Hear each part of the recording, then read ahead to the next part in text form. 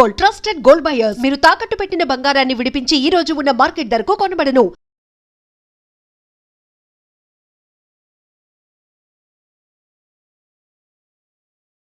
Ladies and gentlemen, welcome to I dream media. నేను Priyadarshan. So god of masses Nandamuri Balakrishna garu ఇప్పుడు 65 సంవత్సరాలు వచ్చినాయి అనమాట. బట్ ఆయన ఎనర్జీ మాత్రం ఇంకా 25స్లోనే ఉండిపోయినాయి అనమాట. 20స్లోనే అన్నారు.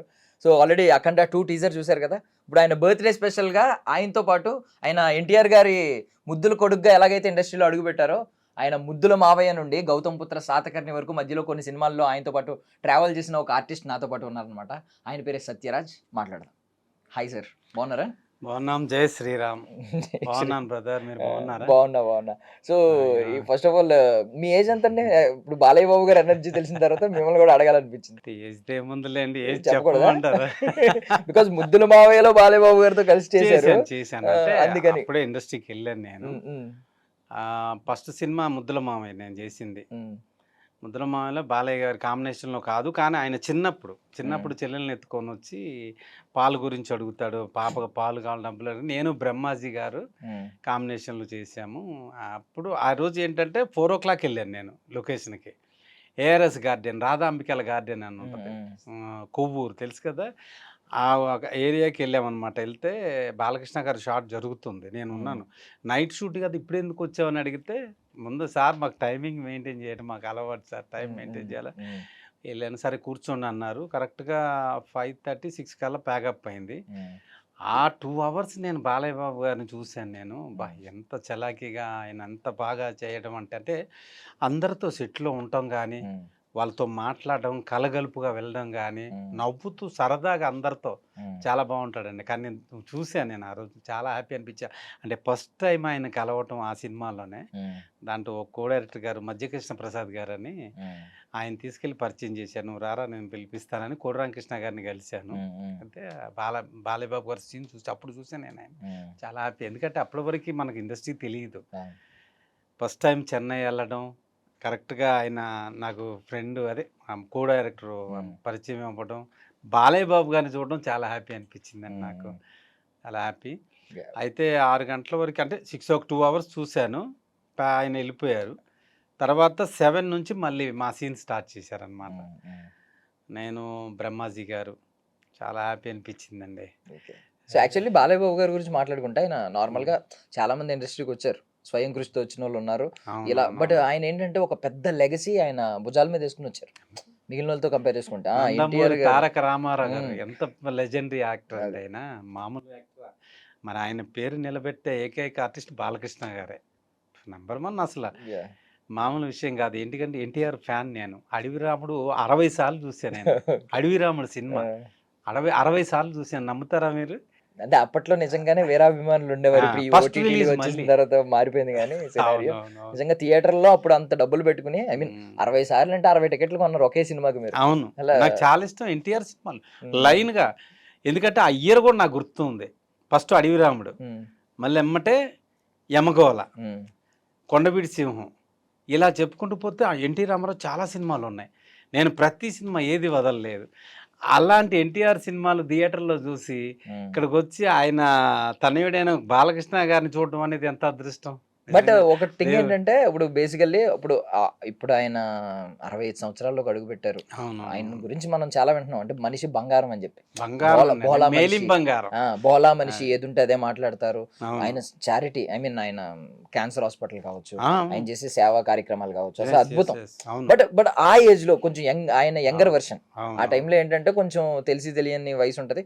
కొంచెం దట్టు ఏంటంటే ఒక పెద్ద కుటుంబం, అప్పటికి ఇండస్ట్రీలో పెద్ద కుటుంబం ఆయనదే. ఆ కుటుంబం నుంచి వచ్చిన వ్యక్తి కాబట్టి ఏమైనా కొంచెం ఆయన బిహేవియర్ లో కొంచెం హోదా కనిపించడం, హోదాతనం, లేదంటే యాటిట్యూడ్ లా కానీ ఇలాంటి ఏమైనా కనిపించావా? అసలు మామూలు విషయం కాదండి. బాలయ్య బాబు గారితో చెప్పాలంటే చూసారా, నాకు ఇప్పుడు కూడా వెంట్రుకలు నిక్కబడుతున్నాయి. ఎందుకంటే నాకు తెలిసిన వాళ్ళకి సినిమా ఇండస్ట్రీ అని చెప్తే, సినిమా ఇండస్ట్రీ అని బయట వాళ్ళకి కూడా సరే, కనీసం ₹1 ఖర్చు లేకుండా ఆపరేషన్ చేశారండి. బ్రెయిన్ ప్రాబ్లం వచ్చినప్పుడు మాకు తెలిసిన వాళ్ళకి. అసలు మామూలు విషయం కాదు. సినిమా ఫీల్డ్ అంటే నేనే మా మూవీ ఆర్టిస్ట్ అసోసియేషన్ నుంచి బాలయ్య బాబు దగ్గరికి వెళ్తే ఆయన మన దీనికి పంపించారు, ఏది క్యాన్సర్ హాస్పిటల్కి. ఎవరో కాదు, మా అత్తగారే. ఇంకా ఆయన గురించి చెప్పొద్దు, చెప్పలేకపోతున్నా, అంత ఇష్టం నాకు ఆయన అంటే. క్యాన్సర్ హాస్పిటల్లో ఫ్రీ ఆపరేషన్ చేయించారు, నాకు డబ్బులు ₹1 తీసుకోకుండా. హరికృష్ణ గారు, అప్పుడు హరికృష్ణ గారు ఉన్నారు. ఆయన రికమెండేషన్తో నేను హాస్పిటల్కి వెళ్తే అయ్యోని చాలా బాగా, ఒక కోటీశ్వరుడికి ఎంత బాగా చూస్తారో ₹1 తీసుకోకుండా మా అత్తగారికి అంత బాగా చూశారండి ఆయన. సూపర్. మరి అలాంటి ఆయన గురించి చెప్పటం అంత అదృష్టం చూడండి నాకు. బాలయ్య బాబు గారు అందుట్లో షూటింగ్లో ఉన్న షూటింగ్ మనుషులు కదా, బయట వాళ్ళు వచ్చినా ఎవరు వచ్చినా చాలా కొడతారు, అభిమానులు కొడతారు కాదండి, అభిమానం అంటే అంటే అదొక పిచ్చి ఆయనకి. అండ్ మీరు ఎప్పుడైనా చూసారా ఆయన కొట్టడం? లేదండి, నేను సోషల్ మీడియాలో పెడుతుంటారు తప్ప, గిట్టని వాళ్ళు పెడుతుంటారండి. ఆయన ఏంటంటే అందరితో సరదాగా వెళ్ళి సరదాగా కలుపుకొని మాట్లాడే మనిషి. షూటింగ్లో కూడా చూడండి, షార్ట్ గ్యాప్లో వేరే ఆర్టిస్టులను పెట్టి తీస్తున్నారంటే ఈయన పక్క కూర్చుని అందరితో కూర్చొని క్యారవాన్లోకి వెళ్ళి కూర్చోవటాలు లేవు, అందరితో సరదాగా ఉంటాడు అక్కడ. నేను చూశాను, ఎందుకంటే గౌతమ్ పుత్ర శాతకర్ణి చేశానండి, యాక్ట్ చేయలేదు, దాంట్లో ఒక టెక్నీషియన్గా చేశాను. గౌతమ్ పుత్ర శాతకర్ణి మొత్తం ఫస్ట్ షెడ్యూల్ నుంచి లాస్ట్ ఎండ్ వరకు ఉన్నాను నేను, ఎందుకంటే దాంట్లో టెక్నీషియన్ అందరితో కలిసి పనిచేశాను. మీరు ముద్దుల మావయ్య టైంలో చూసిన బాలయ్య బాబు గారికి, గౌతమ్ పుత్ర దీనిలో చూసిన బాలయ్య బాబు గారికి ఎంత వేరియేషన్ కనిపించింది, ఎంత ట్రాన్స్ఫర్మేషన్ కనిపించింది? విషయం ఏంటంటే ఆ సినిమా టైంలో ఎంత ఎనర్జీ ఉందో ఈ సినిమాలో కూడా అదే ఎనర్జీ ఉంది.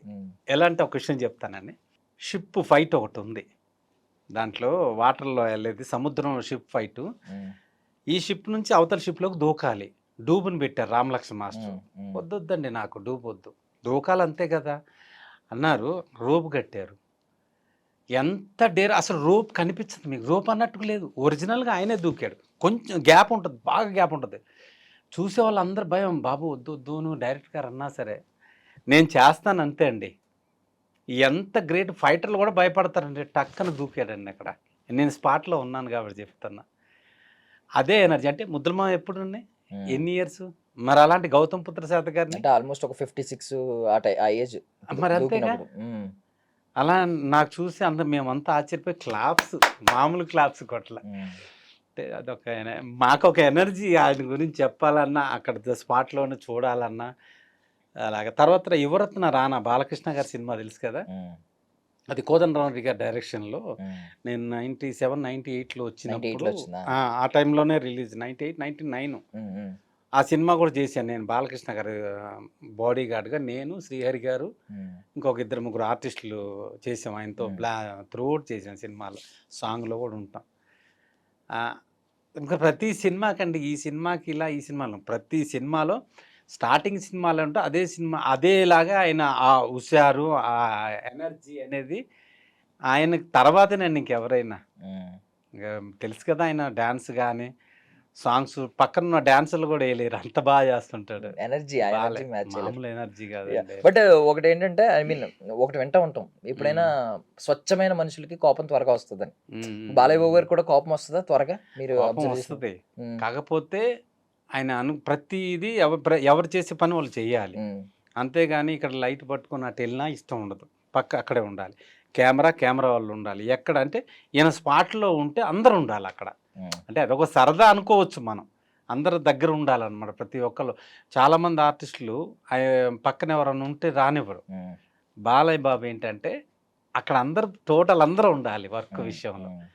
ఎవరు నిర్లక్ష్యం చేసినా ఒప్పుకోడు. మళ్ళీ టైమింగ్ కరెక్ట్గా 8 అంటే 8కి రావడం, పొద్దున్నే మార్నింగ్ 7:30, 8 కల్లా స్పాట్లో ఉంటాం, ఈవినింగ్ 6 ప్యాకప్ అయ్యే వరకు ఎటు వెళ్ళడు ఆయన. క్యారవాన్లో కూర్చోలేదండి, ఆడ చెట్టు ఉందంటే చెట్టు కింద టేబుల్ వేసుకొని కూర్చుంటాడు.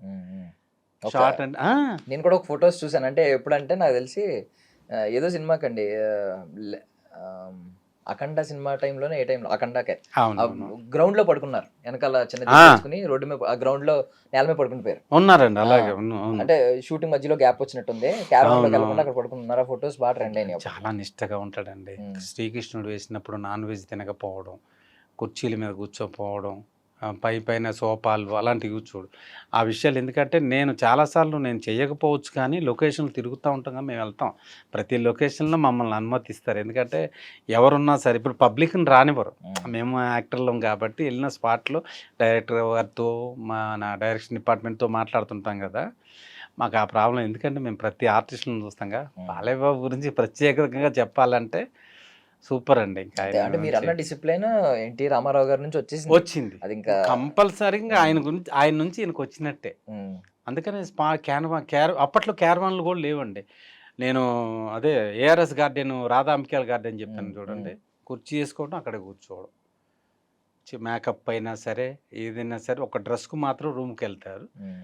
అన్ని మేకప్ అవన్నీ వేసుకోవడానికి అక్కడే కూర్చొని ఉంటారు అన్నమాట.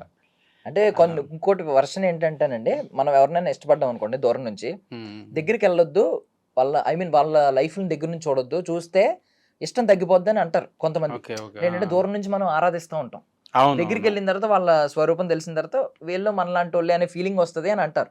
బట్ మీరు మాత్రం బాలయ్య బాబు గారు ఇప్పుడు ఈ హాస్పిటల్లో ట్రీట్మెంట్ గురించి ఇవి తెలిసిన తర్వాత ఇంకా రెస్పెక్ట్ పెరుగుంటది మీకు, నాకు తెలిసి. మామూలు రెస్పెక్ట్ కాదు సార్. ఆయన అంటే మాకు దేవుడు కంటే ఎక్కువ ఆయన. ఎందుకంటే నేను మా అత్తగారి విషయంలో నేను వెళ్ళాను కదా, బా మూవీ ఆర్టిస్ట్ అసోసియేషన్ నుంచి వెళ్ళి, నేను అంటే మెంబర్ని వెళ్ళి తర్వాత క్యాన్సర్ హాస్పిటల్కి వెళ్ళినప్పుడు ఎంత బాగా చూశారండి నిజంగా. దాని అక్కడ ఇన్ పేషెంట్ కూడా నాకు డబ్బులు తీసుకోవాలా. మందులన్నీ అవి వేరే, మామూలుగా లోపల ప్రతి ఐసీయూ కానీ కొంచెం ప్రాబ్లం అయినప్పుడు ఐసీయూలో పెట్టారు. రూపాయి తీసుకోలేదండి. మరి మహానుభావుడే కదండి ఆయన. ఎన్టీఆర్ తర్వాత ఆయన నడిపిస్తున్నాడు క్యాన్సర్ హాస్పిటల్ని. మామూలు విషయం కాదు కదా. బాలయ్య బాబు గురించి చెప్పటం నిజంగా నాకు అదృష్టమే అనిపిస్తుంది. ఆయన గురించి నేను అనుభవించాను కాబట్టి. గౌతమ్ పుత్ర శాతకర్ణి సినిమా మొత్తం మీరు స్టార్టింగ్ నుంచి ఎండింగ్ వరకు స్టార్టింగ్ నుంచి అన్ని డేస్ మీరు ఓవరాల్ గా ఉన్నారు కాబట్టి. అవును, ఎందుకంటే క్రిష్ గారు డైరెక్టర్ గారు, సాయిబాబా గారు వాళ్ళ ఫాదర్, సాయిబాబా గారు, క్రిష్ గారు ఫాదర్ సాయిబాబా గారు, వాళ్ళందరితోనే వర్క్ చేశాను నేను. ఆ సినిమాకి చేయటం కూడా అదృష్టం అనుకోవాలి ఒక టెక్నీషియన్ గా. ఇప్పుడు అందులో బాలయ్య బాబు గారు టైం టు టైం ఉంటాయి కదా షెడ్యూల్స్, ఆయన వచ్చినప్పుడు ఎలా ఉండేది అట్మాస్ఫియర్, ఆయన ఏ టైం వరకు ఉండేవారు, ప్యాకప్ చెప్పిన తర్వాత ఎలా ఉండేవారు వరకు ఉంటాడండి ఆయన. మార్నింగ్ ఆయన సీన్స్ లేకపోయినా ఆ రోజు షూటింగ్ అయ్యే వరకు ఉంటారు, కంపల్సరీగా ఉంటాడు. ప్యాకప్ చెప్పేవరకు వెళ్ళడండి. ఇప్పుడు చాలా మంది ఏంటంటే ఆయన సీన్స్ అయిపోయి వేరే సీన్స్ ఉంటే వెళ్ళిపోతారు కదా. ఇప్పుడు ఆయన ఏంటంటే నేను వెళ్ళిపోతే మళ్ళీ ఏదైనా అవసరపడుతుందేమో, మళ్ళీ రాలేరు కదా, అక్కడే స్పాట్లో ఉంటారు ఆయన. ప్యాకప్ వరకు అక్కడ ఉన్నాను. నేను ప్రత్యక్షంగా చూశాను, ఉన్నాను కాబట్టి నాకు తెలుసు. గ్రేట్ అసలు. అంటే ప్రతిరోజు ప్యాకప్ అయ్యే వరకు ఉండడం అంటే వేల మంది. గౌతమ్ పుత్ర శాతకం తెలుసు కదా, యుద్ధం సైనికులు మొత్తం వేల మంది. అటు ఇటు పక్కన ఆయన చుట్టూ జనాలే. చాలా మంది అలా ఒప్పుకోరు, అక్కడే స్పాట్లో ఉంటారు, స్పాట్లోనే ఉన్నారు. షార్ట్ అంటే వెళ్ళటం, చేస్తూ వచ్చి కూర్చోవడం. అలాగా అంత మహానుభావులు. అంటే పెద్ద ఆయన నుంచి వచ్చిందండి, మామూలు విషయమా. లెజెండరీ ఎన్టీ రామారావు, నందమూరి తారక రామారావు వంశం అలా దిగింది. టైమింగ్లో కానీ ఏ ప్రొడ్యూసర్ ఎలాంటి నష్టం లేకుండా. మరి హీరో వచ్చి మధ్యాహ్నం వెళ్ళిపోయి మళ్ళీ ఎప్పుడో 3 గంటలకు వచ్చే వాళ్ళని చాలా మంది చూసాం మనం. అంటే బ్రేక్ లో హీరో అవైలబుల్ గా ఉన్నప్పుడే వాళ్ళ సీన్స్ అన్ని కంప్లీట్ చేసుకోవాలి బేసికల్లీ. హీరో ఒకవేళ సీన్స్ కంప్లీట్ చేయకపోతే, అది మెయిన్, వాళ్ళ సీన్స్ అయిపోతే వెళ్ళిపోతారు, పక్క వెళ్ళిపోతారు కదా. అవునవును, నేను చూశాను బాలయ్య గారి విషయంలో, బాలయ్య బాబు విషయంలో. భోజనంకి మాత్రం క్యారవాన్లకి ఎక్కుతారండి. భోజనం అయిపోయిందా మళ్ళీ దిగుతారు, వచ్చి ఆయన వర్క్ ఆయన చేసుకుంటాం. ఎప్పుడన్నా అంటే భోజనం ఏం తింటారు ఆయన నార్మల్ గా? మనకు తెలీదా, రూమ్ లో ఉంటారు కదా, మనం ఎప్పుడు చూడాల భోజనం, ఎప్పుడు బయట చేయలేదు. అంటే ఎన్టీ రామారావు గారి గురించి కొన్ని ట్రెండ్ అయినాయి అప్పట్లో. మిరపకాయ బజ్జీలు ఆల్మోస్ట్ 20-40 తినేస్తారు అని చెప్పి, నాటుకోడి మొత్తం కోడి తినేస్తారు, ఇలాంటివి విన్నాం కదా. బాలయ్య బాబు గారు ఎలాంటి భోజనం తింటారు అసలు అని ఎప్పుడు చూడలేదు. మీరు ఎప్పుడు కనుక్కునే ప్రయత్నం చేయలేదా? మాట్లాడినంత ధైర్యం చేయగలుగుతామా? కాకపోతే అక్కడే వర్క్, ఆయన టెక్నీషియన్ వర్క్ చేసి కాబట్టి ఆయనతోనే ఉన్నాను నేను. వాళ్ళు మాట్లాడుకున్నప్పుడు వింటాం, డైరెక్టర్ గారు ఆయనకు సీన్స్ గురించి చెప్పినప్పుడు వింటాం, అక్కడే ఉండేవాడు నేను. ఎవరని కూడా ఇప్పుడు అడగల, చూసి నవ్వేవాడు.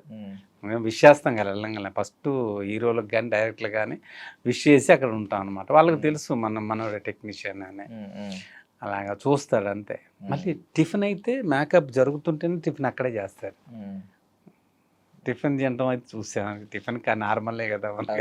ఏంటి టిఫిన్ అంటే నార్మల్ అంతే అంతే, ప్రత్యేకంగా ప్రొడక్షన్ ఆయనకు తెప్పించి తింటాడు అంతే. సెన్స్ ఆఫ్ హ్యూమర్ ఒకటి. అంటే ఇప్పుడు ఈ అన్స్టాపబుల్ వచ్చిన తర్వాత బాలయ్య బాబు గారి సెన్స్ ఆఫ్ హ్యూమర్ మొత్తం బయటపడింది. ఆయన అసలు ఒక రేంజ్ లో వేస్తున్నారు, గెస్ట్ లో ఏ హీరో వచ్చినా కూడా కౌంటర్ లో ఒక రేంజ్ లో ఉంటున్నాయి, లాక్ అవుతున్నారు. ఇప్పుడు ఆ సెట్స్ లో ఎలా ఉండేవారు? ఆ సెన్స్ ఆఫ్ హ్యూమర్ ఏమన్నా కనిపించేదా? మనం కామెడీ చూసాం కదా నంబర్ 1 అందరిని పిలిచి కామెడీ చేయడం, పెద్ద హీరోలను చిన్న హీరోల వరకు అందరితో వాళ్ళతో ఈక్వల్గా, అంత పెద్ద హీరో చిన్న వాళ్ళతో మాట్లాడాలని పని లేదు, అందరితో ఎంత సరదాగా మాట్లాడాడు మనం చూస్తూనే ఉన్నాం కదా. అదే బయట కూడా అలాగే ఉంటారు ఆయన. ఇక్కడ నటించడం అన్నది ఒక కెమెరా ముందు కానీ బయట నటన లేదండి. సరదాగా నార్మల్ మనిషిలాగా అందరితో కలిసి మాట్లాడడం, తిరగటం అక్కడక్కడే. వాళ్ళతో పాటు పిలిస్తే ఎవరై అతను కొత్తగా ఎవరైనా వచ్చారనుకో, సార్ మన సార్ డైరెక్షన్ డిపార్ట్మెంటా ఇలారా దగ్గర పిలిచి మాట్లాడడం, అవన్నీ చాలా హ్యాపీగా ఉంటుందండి. పిలిచి దగ్గర పిలిచి మాట్లాడడం, ఎవరు ఏ ఊరు నుంచి వచ్చావు, ఎప్పుడు వచ్చావు, ఇవన్నీ క్లియర్గా అడుగుతాడు ఆయన.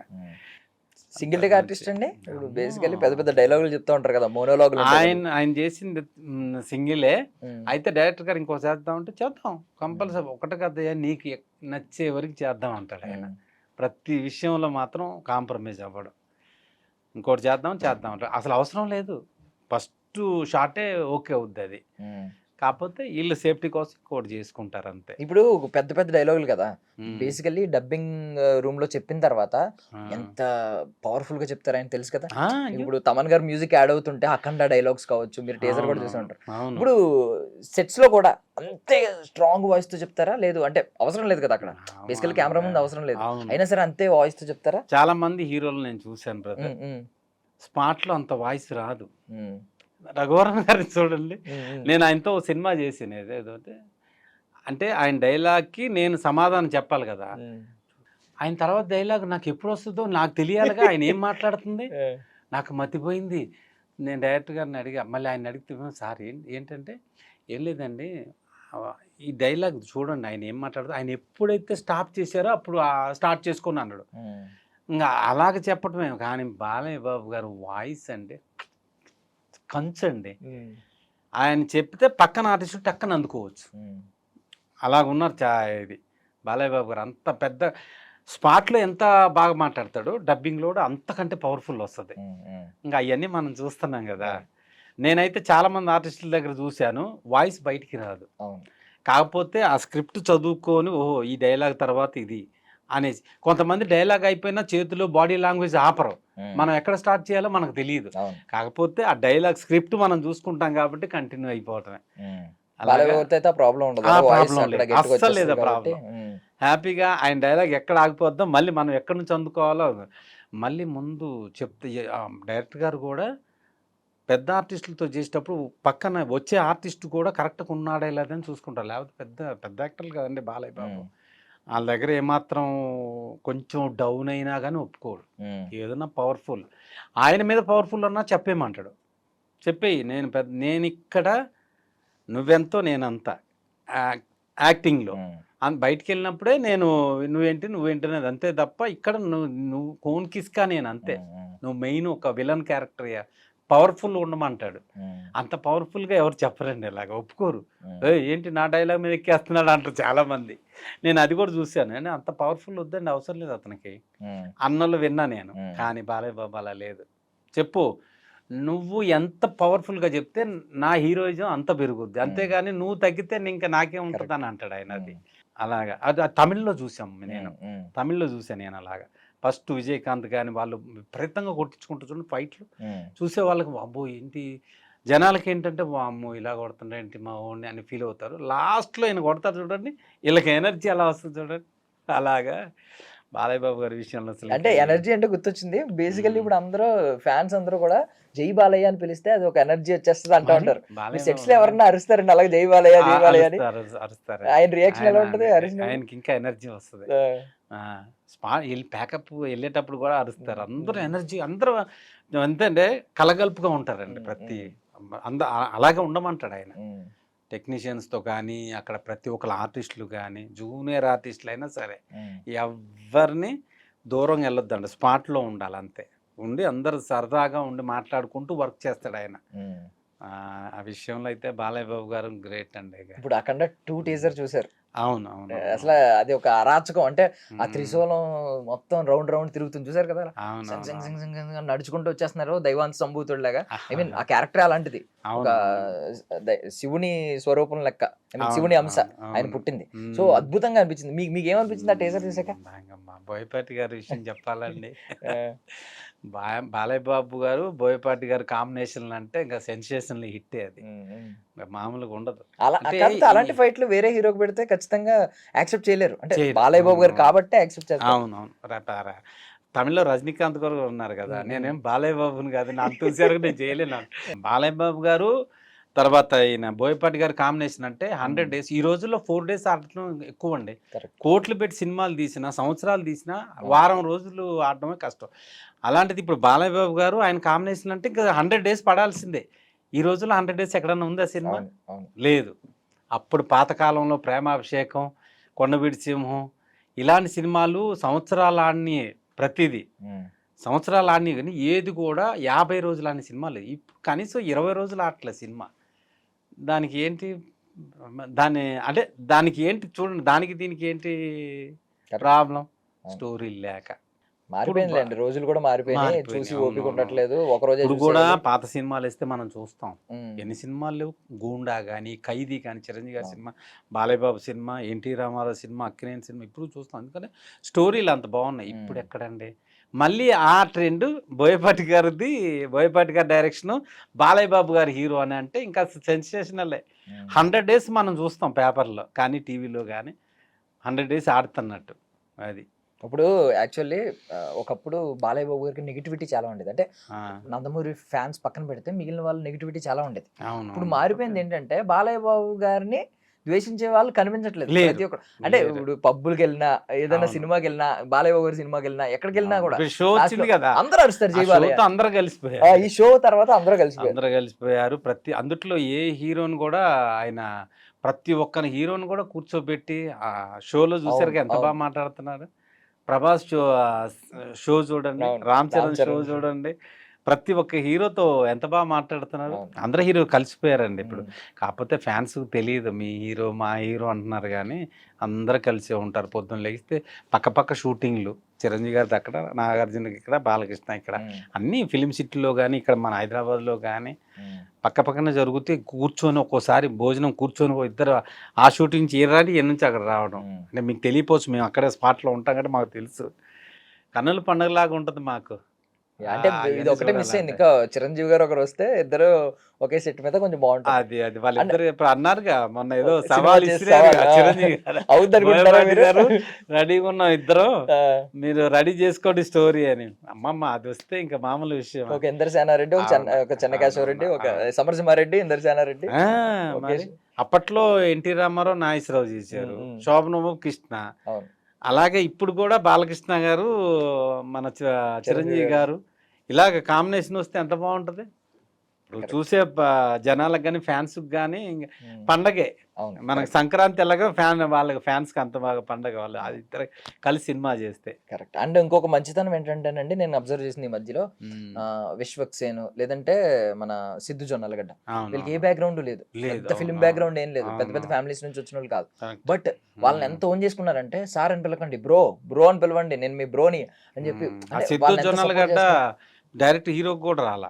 అవును. కరెక్ట్. ఫ్రెండ్స్ క్యారెక్టర్‌లని అవి కరెక్ట్. ఇవి చేసి నేను చూసాను. హ్మ్. అలాగా. ఇంకా 'విశ్వక్సేన్' డైరెక్ట్‌గా హీరో హ్మ్. వచ్చాడేమో గానీ, హ్మ్. అతను డైరెక్ట్ గానీ నిలబడ్డాడు 'సిద్ధు హ్మ్. జొన్నలగడ్డ'. మంచి హిట్ సినిమాలున్నాయి అవును. అతనియి. అవును. ఇద్దరియి 'విశ్వక్సేన్' గానీ, ఆయనకి గానీ మంచి సినిమాలున్నాయి. వాళ్ళు మీరన్నట్టు బ్యాక్‌గ్రౌండ్ లేకుండా అంటే ప్రేక్షకులేంటంటే మీకు స్టోరీ బాగుండి, కంటెంట్ బాగుందంటే సినిమాలు థియేటర్‌లో కదలరండి. హ్మ్. కూర్చొని చూస్తారు. హ్మ్. బాగోకపోతే వాళ్ళు మాత్రం ఏం చేస్తారు? మీరు 4 రోజులు, 5 రోజులు ఆడుతున్న సినిమా రావట్లేదు అని అంటే కారణం ఏంటి? మంచి స్టోరీ లేక మనోళ్ళు మరేమో ఒకప్పుడు పూల తోటలో సాంగులు తీయలా? ఇప్పుడు ఫారెన్ ఎళ్లి తీస్తున్నారు. అవును. చూస్తున్నారు థియేటర్‌లో బయటికెళ్తున్నారు. పూల తోట తర్వాత ఇయి ఉంటాయి గదా! గార్డెను హ్మ్. ఈటిల్లో తీసిన సినిమాలు కూర్చొని ప్రేక్షకుడు చూస్తున్నాడు. ఫారెన్ ఎళ్లి చూసి ఆ సాంగులు తీస్తారు. చూడగలుగుతున్నారా? కరెక్ట్. అంటే ఏదైనా అది సాంగులు రాసేది గాని మంచి మంచి సాంగ్స్ రావాలండి. ఈరోజు మనం విన్నామంటే మళ్ళీ రేపు ఆ సాంగ్ తెలీదు మనకి. పాత పాటలు వింటున్నాం అవును. మనం ఇప్పటికి అవును. గూడా. ఇప్పటికి పాతవే వింటాం. ఆ! 'అడవిరాములో' పాటలు ఎంత బావుంటాయి. మళ్ళీ గూండా, ఖైదీ, ముద్దుల మామయ్య, మన మంగమ్మ గారి మానవుడు, ఎలాంటి హిట్ సినిమాలు అయ్యి ఇప్పటికీ ఆ పాటలు వచ్చినా సినిమాలు వచ్చినా టీవీలో కదలకుండా కూర్చుంటారు, ఏ పనైనా మానుకొని కూర్చుంటారు. బాలయ్య బాబు గారు మంచి మంచి హిట్లు ఉన్నాయి చూసారా, అన్ని సూపర్ హిట్ సినిమాలు ఎక్కువ శాతం. మీకు బాలయ్య బాబు గారి సినిమాలు అన్నింటిలో బాగా ఇష్టమైన సినిమా ఏంటి? నాకు ముద్దుల మామయ్య బాగా ఇష్టం అండి. మీ మొదటి సినిమానా ఆయనతో? ఆ సినిమా కూడా బాగుంటుంది, సాంగ్స్ బాగుంటాయి. అవును. మన మంగమ్మ గారి మనోళ్ళు చూడండి ఎంత మంచి సాంగ్. ఆమె హీరోయిన్ ఎవరు, మన దంచమే మేనత్త కూతురా. ఎలాంటి హిట్, సుహాసిని గారు ఆయన కాంబినేషన్ లో. ఇందులో కూడా రావయ్యా ముద్దుల మామ ఆ సాంగ్ ఒకటి. నిన్న ఒక తమిళ ఇంటర్వ్యూ ఒకటి ఇంటర్వ్యూ షో చూశాను. అంబిక, రాధ, మన సుహాసిని గారు ఆ ముద్దుల మామ సాంగ్ గురించి చెప్పారు. ఆయన వచ్చి వెనక నుంచి దంచుతున్నప్పుడు ఇలా పట్టుకుని ఆమె ఏదో ఒక ఎక్స్ప్రెషన్, అందరూ నవ్వులు షోలో. అలాగా మంచి హిట్స్ సినిమాలు ఉన్నాయి. బాలయ్య బాబు గారు సాంగ్స్ కానీ చెప్పాల్సిన పని లేదండి ఆయన విషయాలు. నంబర్ 1 ప్రేక్షకులు అందరికీ తెలిసినాయే. అందుట్లో ఇప్పుడు బర్త్డే విశేష్ కూడా సార్కు చెప్పండి, మీరు ఒకసారి ఆన్ కెమెరా చెప్పండి సార్కి. సార్ బాలకృష్ణ గారు, మీతో కలిసి నేను జర్నీ చేశానండి. ఈ వచ్చే మీ బర్త్డే మళ్ళీ ఇలాంటి బర్త్డేలు, మంచి మంచి బర్త్డేలు చేసుకోవాలి, సూపర్ హిట్ సినిమాలు ఇవ్వాలని మనస్ఫూర్తిగా కోరుకుంటున్నాను సార్. నేను మీ సత్యరాజన్ సార్. మీకు తెలియకపోవచ్చు, అంటే మీతో చేశాను నేను వర్క్ మన గౌతమ్ పుత్ర శాతకర్ణిలో. ఇప్పుడు వచ్చే బోయపాటి గారి సినిమా కూడా ఇంకా సెన్సేషనల్ హిట్. ట్రైలర్ చూశానండి, మామూలుగా లేదండి అసలు. Thank you sir. Super super. ఆయన ఇలాగే ఉండి ఇలాంటి ఎనర్జీ ఇంకా ఆన్ స్క్రీన్ ఉండాలి అండ్ ఇలాంటి సేవా కార్యక్రమాలు చేయాలి. చిరంజీవి గారు, బాలకృష్ణ గారి సినిమా కూడా రావాలి మెయిన్ అదే. ఆయనకి మా తరపున కూడా, రెడ్ డ్రీమ్ తరపున కూడా బాలయ్య బాబు గారు wishing you very happy birthday. Thank you so much అండి, మీ విలువైన సమయాన్ని ఇచ్చిన